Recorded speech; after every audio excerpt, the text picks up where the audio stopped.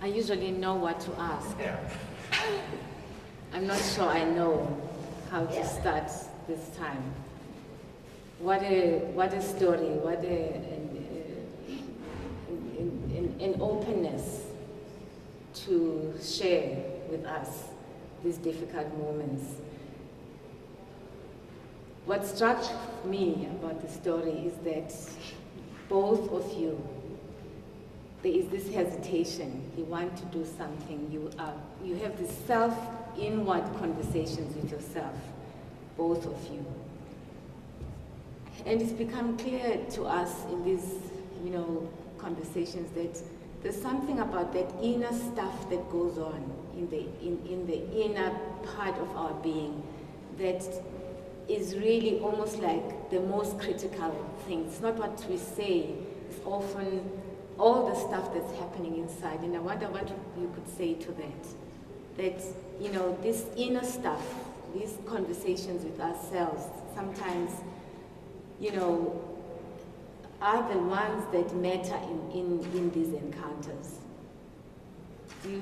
Can you respond to that? Am I being clear? Because it's almost like the stuff going on inside. You say something to Tumi, she says something to you, but as Tumi was saying, which is an image that I really liked, she says there was a conversation in the car between us. There were 3 conversations. There was one that we were having together.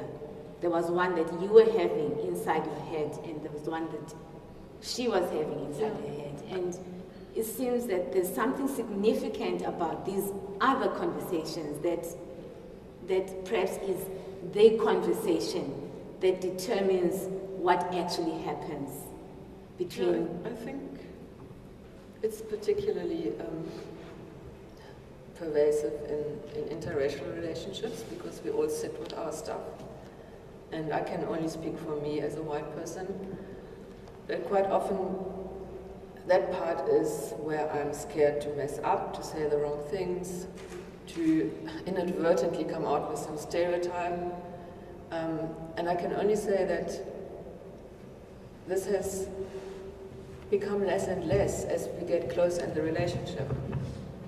And that is the one thing that stands out for me, and as I also said starting off, it's that almost obsession not to make a mistake, to be seen as, I've got this covered, I've been reading up on this, I know what to say. Where in fact we don't. I had no idea what to do, and I was just shit scared that I would mess it up. So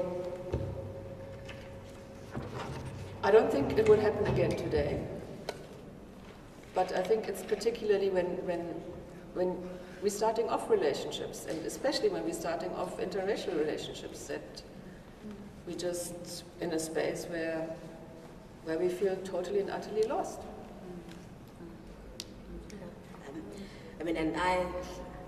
I've also, before this, had experiences where with my white friends, who most of them we're not even friends to this day, where the friendship could only hold fragmented parts of me. I could not bring my whole self into the relationship because the relationship just couldn't hold it. I had to bring certain parts and even develop extra parts that will always be for the comfort of my white friend, because as soon as I bring in other parts, the relationship falls apart. So it's that kind of delicate dance.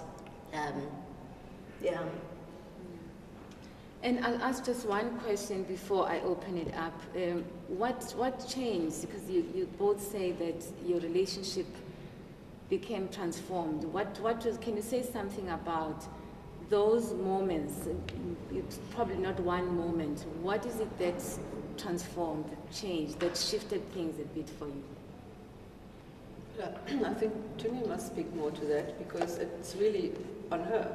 For me, I just have to put the effort in, and I knew I had to put the effort in because for what I represent, I cannot expect any black person to trust me. So for me, what changed is that as I felt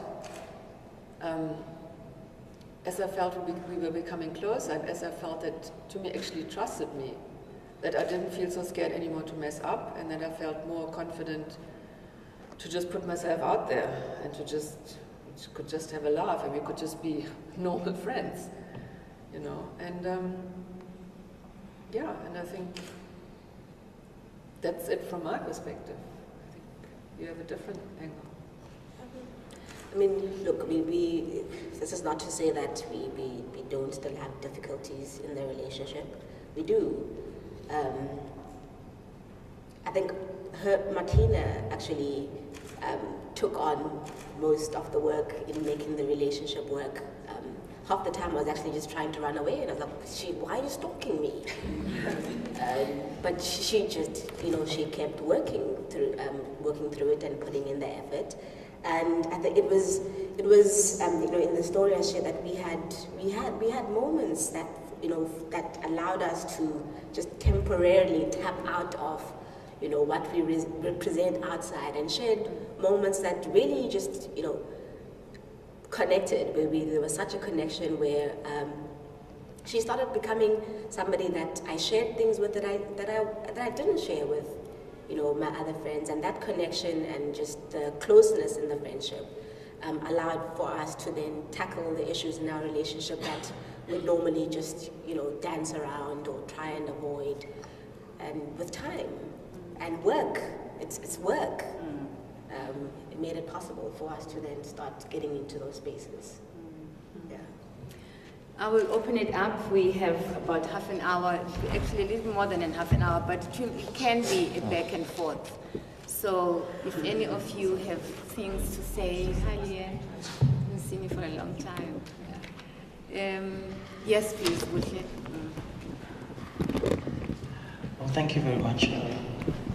Thank you for this very touching and moving story that you shared with us. I just want to bring up three quick points, really. One is just perhaps really a comment, just to say that what I got out from the narrative, this question of vulnerability, which seems to me to be also, if you like, almost as if we need to go through this value of vulnerability to get over this sense of performativity, not just in interracial friendships, but also, I think, in all human relationships, I think, because we do fall into this trap of performing, and I think it gets very heightened in this kind of relationship that you have. And yet when you allow yourself to be open to this sense of vulnerability, whether you survive it or not is a different story. But here we have a case where you did survive it and, you know, you've made it work. But it just strikes me that